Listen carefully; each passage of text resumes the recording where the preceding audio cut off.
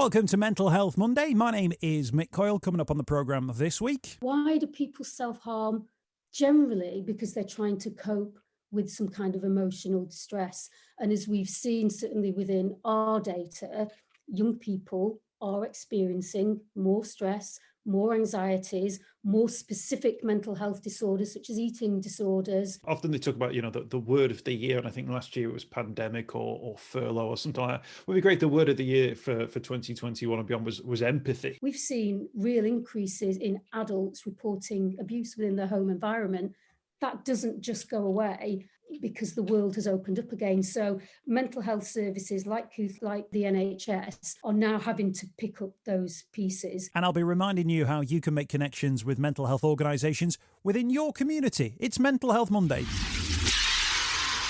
Hey everybody, welcome to Mental Health Monday. Once again, we're here to have conversations about mental health in a fair, frank and honest way. And we've got a brilliant guest on the programme who is the Chief Clinical Officer at Kooth. Kooth.com is a mental health platform that works right across the UK. Every year they produce a State of the Nation report, their Pulse report, which basically looks at all the data that they've received and sort of maps it all out, plots it all out and gives us a real picture and a real clear picture of where we're at from a mental health point of view. So that conversation is on the way. So many people have been talking about like the impact of lockdown on our mental health, but this is actual data that kind of tells you what it is. So if you work within mental health, I guess this is going to be pretty useful to see the trends that are on at the moment. And of course, things are changing all the time as lockdown is easing, as we're sort of at the moment, we've just headed out of the latest period, which means you can now go into people's houses. That was great for us because on the day of easing, May the 17th, was actually my little lad's birthday, which meant he could actually have his grandma come round on his birthday. And he's only 3. So that's the first birthday that, he can remember where he was actually with his family. Last year, of course, we were very much in lockdown, unable to do pretty much anything at all. Whether he remembers it or not, I'm not quite so sure, but it was certainly nice to have an occasion that as a family we could all enjoy. Even went out for an ice cream and actually sat indoors and ate it. I couldn't believe it. So thank you to everybody joining in conversations. The Mental Health Monday Facebook group is getting nice and busy as well. Loads of different organisations doing various things. If you're part of an organisation that wants to talk about what you're doing and you want to mention on the group, drop that in on Facebook. Just look for Mental Health Monday. I'm the admin. I just let everybody in anyway, so don't worry about that. And then we can promote various things that we're doing. That's on the Mental Health Monday group. Let's get those conversations going too. As ever, I hope you're well. Thanks for checking out the podcast. And if you're able to tell your friends on social media that you've been listening, that will be wonderful too. Hashtag Mental Health Monday. You can tag me in it as well. Right, going to crack on with the conversation. Before I do that, though, I just want to mention that just ahead of speaking to you now, I'm in my final preparations to take part in the Mental Health Football Association event, which is taking place in Liverpool on Saturday, the 22nd of May. So by the time you listen to this, it will have already happened. Now, I'm due to be playing in the All-Stars team. So I'll be honest with you now, speaking ahead of the event. I've not played football sort of in groups of people for a very long time. But also, and I've not mentioned this to other people, I've been trying to get a little bit fitter as well. So since about February, I've been doing sort of regular runs to try and get a little bit active. So fingers crossed it's going to go okay. I'll be absolutely honest. I am dead nervous and I've got some serious sort of anxiety build up in regard to it because I'm worried that I'm just going to make an absolute fool of myself or people are going to think I'm rubbish or that I don't have the right kit or anything like that. But by the time you're listening to this, it will have happened. And I know that when it happens, it'll be absolutely fine. It's just that apprehension beforehand. Colin Dolan has set that up, by the way, the Mental Health Football Association event. Fingers crossed it all goes according to plan. Hopefully I'll mention it on a future podcast episode as well. Right, let's get on with the conversation. Dr. Lynne Green, Chief Clinical Officer for Kooth, and the issues facing the nation set out by the Pulse report, which judges the state of the nation when it comes to our mental health. Yeah, that's right. So our service has been around for about 20 years. So you can imagine we've got loads and loads of data. And what we've done with the State of the Nation report is looked at the data from the start of the pandemic, so April last year, 2020, right through to March this year. And we've compared it specifically to the period the year before. And yeah, really with a view to just sharing some of the insights into the impact of the the pandemic. The data is based on around about 200,000 users, just slightly under, and the age range is from 10 upwards. So yeah, it creates a really interesting story, actually. And it tells a story of people having a really, really difficult, I almost say year, but of course it's longer than a year now that people have been within this period. But the reporting period that you have has been difficult right across different age groups, different backgrounds, different types of people, you name it, it's been a difficult year. Yeah, it has. As our data shows, we've seen increases in presenting issues and mental health issues right across the board, from the really youngies, so the sort of 13s and under, right through to older adults. So yeah, I'd be really keen to share some of our insights with you. Can we start with the young people between the ages of 10 and 13? I noted through the reports a 33% increase in self-harm, 54% increase in suicidal thoughts. That's children between the ages of 10 and 13 with suicidal thoughts. I mean, that's a shocking stat. What's the reality of that in terms of the human side of that story? Yeah, it's a real worry, isn't it? I think, first of all, I would stress that there is a difference between suicidality and completed suicide, and certainly at the moment suicide rates per se have remained stable, but nevertheless that increase that you described in suicidal thoughts in this age group is really worrying. And if you look at the NHS data around tier 4 inpatient admissions, they've massively increased over the last year and actually prior to the pandemic. So specifically in this age range in relation to chronic self-harm and suicidal thoughts. So I think our data and that data, really does paint a worrying picture. Why this age group? I think it's really tricky. I don't think we have a definitive answer. I think we need more data, we need more research, but certainly I would say that mental health generally, we've been seeing a sort of downward age shift in mental health presentations, just generally, and actually related behaviours, cannabis use, for example. Some people are seeing cannabis use as the sort of next big crisis in terms of children's mental health, because children as young as 12 and 12 to 14 start to sort of dabble with cannabis, right down to actually 7 and 8. So I think it's really important that we understand self-harm and suicidality in the wider context of mental health. I would say, and obviously self-harm and suicide are complex, and I don't want to oversimplify these phenomena, but why do people self-harm? Generally because they're trying to cope with some kind of emotional distress. And as we've seen, certainly within our data, young people are experiencing more stress, more anxieties, more specific mental health disorders such as eating disorders. So it sort of paints a picture of why we might be seeing people turning to coping mechanisms like self-harm. I think for me, one of the most concerning stats in our whole report is around loss of aspiration and motivation for young people. That's increased by 115%. This really saddens me, because having that sense of positivity, hope for the future and what it might bring, is just so important in our youngsters. Many of them are just not feeling it at the moment. They've been really adversely affected. So I think as parents, as mental health workers and leaders, as teachers, and just society in general, we've got a lot of work to do, really, to start trying to kind of rebuild that sense of hope and positivity for our young people. It's really concerning, isn't it, that stat there, which sets out just how difficult young people are seeing, not just themselves now, but almost like when they're trying to imagine their future, they're struggling to get their heads around that. And I guess people would be concerned that would play out into self-harm or suicidal thoughts or thoughts of suicide. Because I guess people would think, well, do children not have somewhere to go? Is there not an inbuilt resilience? Now, obviously, that resilience can take you so far, but obviously it's not quite strong enough to get you far enough. And I guess that's a measure of how difficult the year has been. Yeah, I totally agree. And if you think about suicide and suicidality and sort of what leads people to that point. And again, it's really complex, but hopelessness, having that, lack of hope about what the future may bring, is one of the most central sort of signs and risk factors for completed suicide. And sadly, many of our young people are describing exactly that to us. I agree. I think young people are incredibly resilient. And certainly the people we work with do show incredible resilience, but it's so important that they have somewhere to go. That's why our service is, or one of the reasons why our service is anonymous, because we really want to encourage people to come and talk to us early, no matter how big or small their problem is, because, even people don't just wake up one day and suddenly feel suicidal. There's a real gradual build up to this presentation, and we really want to try and get to people early so we can help them and help them with some positive strategies.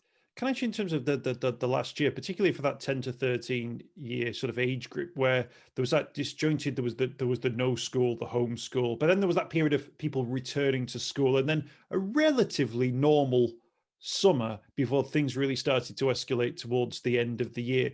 Were there peaks and troughs in that time? Was that summer a positive time for young people? Was there a sense that the good times were potentially coming back, or did that compound the misery, if you like, when things essentially got worse again? I think it was a real mixed picture. Certainly our data presents a real mixed picture. For many people, being at home, not having to go into school was quite a positive thing. Some children really liked the flexibility that brought, and for other children, it was absolutely horrendous. Losing their routine, not seeing their friends, was really, really difficult for them. But one of the increases that we saw was concerns around family relationships. So both from the parent point of view and the child point of view, because obviously people were sort of forced into, being at home with their family for longer periods than they were used to. So certainly a mixed picture. Interestingly, right at the start of the pandemic, which was around about Easter time, we normally expect to see a real increase in concerns around exams and school-related stuff as the pressure starts to sort of build in the lead up to summer, and we didn't see it. And of course, it's because it was, children weren't at school and exams were being cancelled. So we didn't see the normal increase. But gradually, as we moved through the pandemic, we started to see real concerns for people. Interestingly, we also saw a slight decrease in bullying issues as well, which raises some interesting questions, doesn't it, around sort of bullying within school. Absolutely. Many of these issues, which young people are dealing with, it's great that you're able to get such specific data, because it gives a sense that you're able to identify a particular issue that a young person is dealing with, or the young person themselves is able to quantify and identify what it is that they're experiencing. But I did notice, as part of it, the stats, particularly around children and young adults, I think it's an 83% increase in reporting of sleep difficulties. And I imagine that sleep difficulties is a bit of a catch-all for various different problems, maybe that you've got to try and identify individually. But if someone's not sleeping properly, there's a sign there that there's something else going on. And I guess it's people like yourself, your job and your colleagues' job to work out what those wider issues are. Yeah, exactly that. Sleep is an interesting one, and it has a really strong relationship with mental health, as you've suggested. So if somebody isn't sleeping well, then that's obviously going to affect their mental health. And conversely, if you have an existing mental health difficulty that isn't being adequately managed, then obviously that's going to affect your sleep as well. So it's a bit of a catch-22. If you look at the array of mental health presentations, depression, anxiety, eating disorders, the whole range, sleep will feature as one of the symptoms. So we are very alert to difficulties around sleep. And often it's like when people go to the GP, often people feel more able to tell you about something physical, whether it's back pain or a headache or a sore throat or sleep difficulties. And actually, when you delve a bit more into the difficulties, you actually uncover something far more complex in relation to mental health. So we're very alert to concerns about sleep.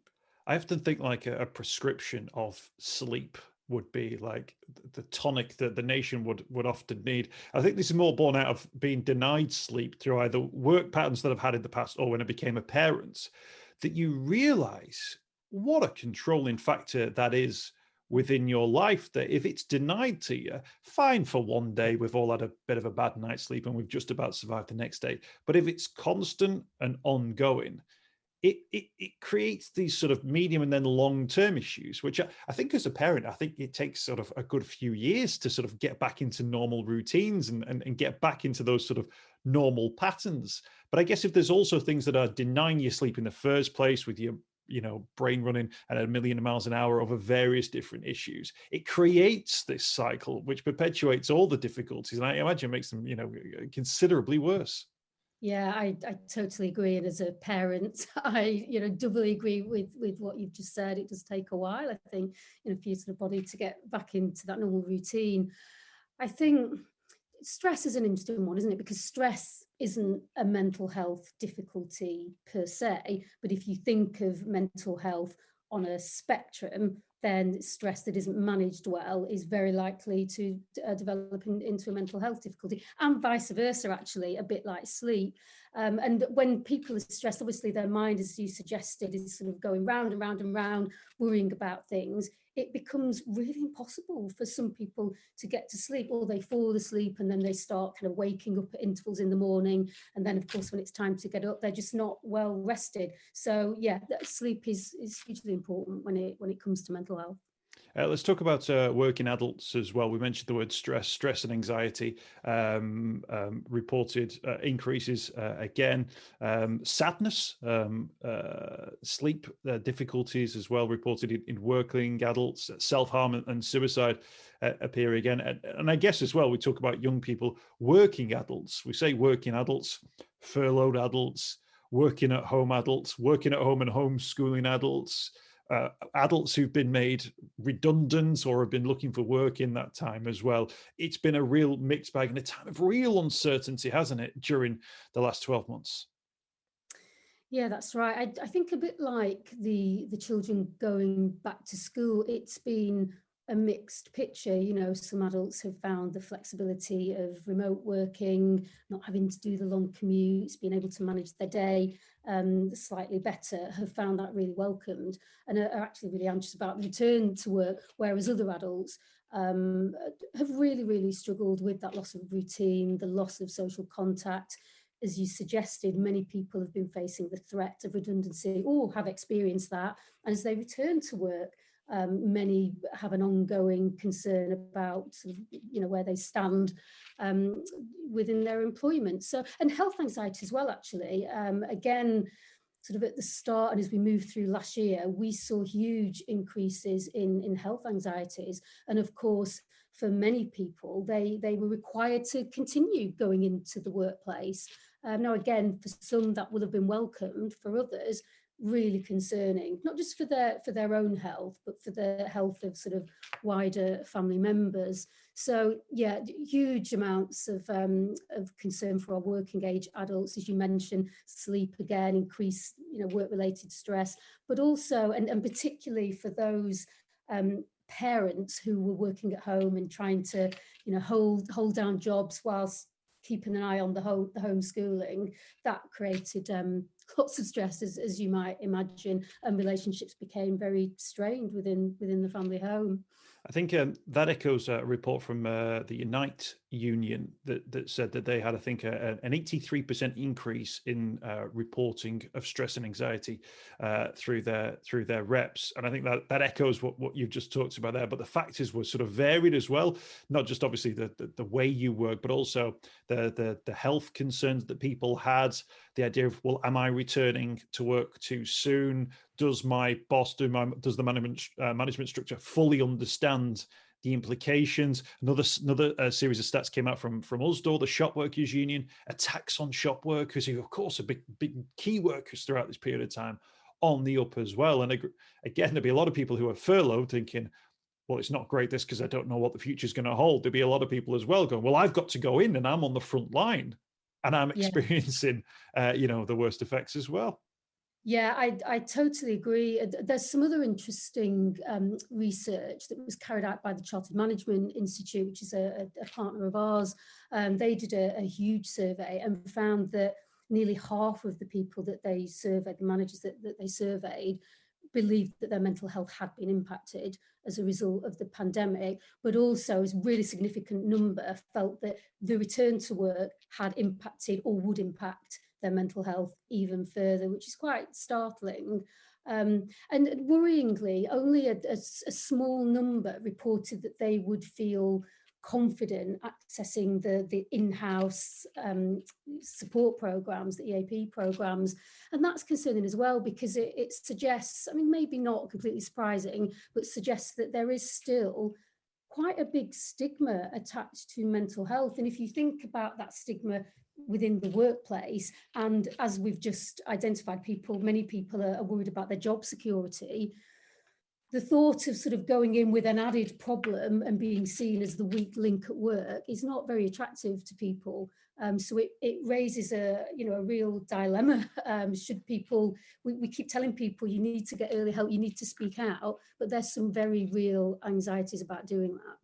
Do you think in terms of the return to work or the return to school and college environments, universities the same, that there almost needs to be an official designated, almost like period of adjustment where, staff should feel empowered to say, you know what, I'm holding my hands up here.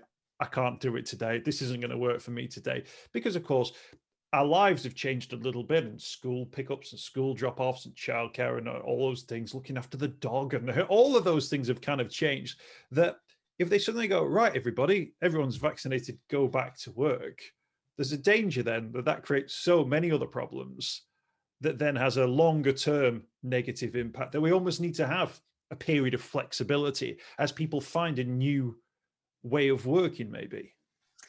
I would actually go further than that and say it shouldn't just be a period of flexibility. It should be flexibility. We should really be thinking ahead to how leaders of organizations, to how they want their organizations to be, and to think about a sort of, a hybrid model, for example, where people may be able to work from home if that sort of better suits their circumstance. I think it's vitally important that, and all of us actually, but certainly leaders of organizations, really model good behaviors when it comes to mental health, and being open about that, and letting people know that it is okay to not be okay. I know within my organization, obviously we have lots of Zoom meetings, and sort of early on in the pandemic, you start the meeting asking everybody how they are, and everybody says yeah, I'm fine. And I used to go out of my way to say, it's so hard, I'm really struggling, and just to open up that conversation for people, because it is okay to not be okay. It is okay to struggle. So it's just so important, I think, that leaders do that. And if they haven't already put a strategy in place to manage mental health, you would assume that most organizations have that. There's lots of research to suggest that many organizations don't have that at all. It doesn't have to be sort of over elaborate and complex, but it is important that a strategy is there, in my opinion, and that a mental health and a well-being strategy is seen as important as a growth, a financial strategy, because in my view, they are two sides of the same coin. If you don't look after your staff, and your staff are struggling with their mental health, then financially that has an impact in terms of absenteeism and increased presenteeism and all of those things. So I think it's really important that people take this seriously, look at their strategy, and use the data, find ways, and meaningful ways, not tick boxy ways, of ascertaining, doing a pulse check. Our report is called Pulse. Try and get a pulse check of your workforce. Because when you have that data and you can see the trends, you can then do something about it. And that's not to suggest that the onus is on organizations to solve people's mental health difficulties. Of course, it's not. Nobody would expect them to do that. And people often ask me, what are the signs? What should we be looking out for? And I could list the signs, but I think the most important thing for businesses and employers is to be alert to change. You know, if somebody is presenting in a different way, and yes, that the most obvious might be that they're sort of less motivated or producing less work, but it might be the opposite. They might be coming across super motivated and doing more and more and more. And that those people often sort of slip, you know, between the cracks and go under the radar because that's seen as a really positive thing.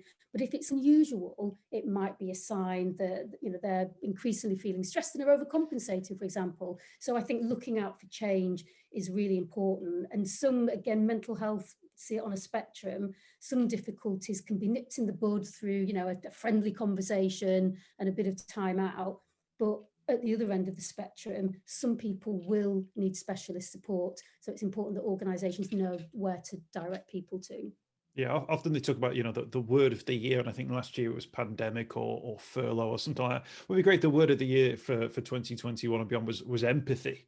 Yeah. You know, this idea that even if you've kind of coped and you've done all right, we should all be able to empathize with anyone who's saying, well, actually, it's not working so well for me. I totally agree. And again, the CMI research was interesting because one of the things that came out of it is that it wasn't so much the sector, the specific sector that people were working in that was sort of really key in terms of people's experience of mental health. It was the way their manager treated them. It was the level of empathy and support that their manager had when it came to their mental health. So yeah, I would love that to be the buzzword of the year for sure.